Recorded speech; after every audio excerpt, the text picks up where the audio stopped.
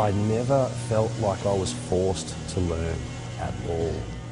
I think your environment is your teacher, and you know, as a kid, you just mimic the adults in your life. You copy the people around you, and so I suppose I would watch my Uncle Phil tinker with surfboards, and I watch my other uncles just tinker with bigger projects.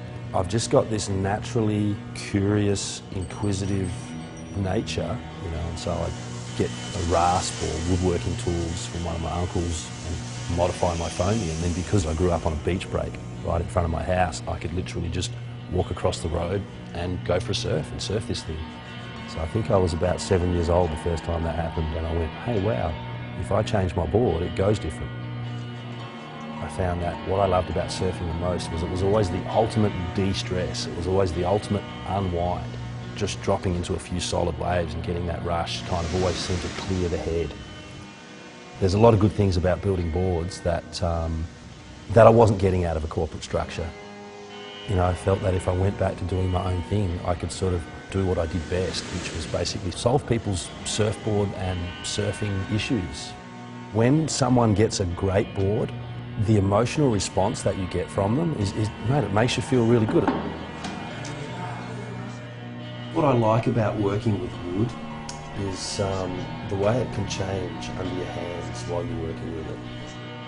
It's like watching an ocean and the waves rolling in. It's never the same way twice.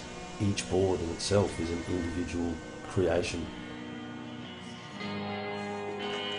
This planet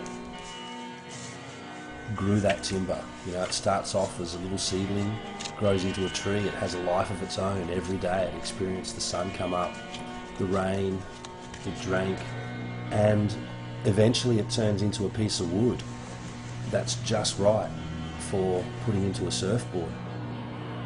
I get most of my inspiration and ideas from the natural world, I think. In my mind, I just always wanted to build surfboards that were lighter, stronger, better, faster, perform better. And so I figured the more things I could learn about nature, about the world, about structure, about physics, I could somehow then apply that to surfboards. Every day there was some sort of experimentation or learning going on.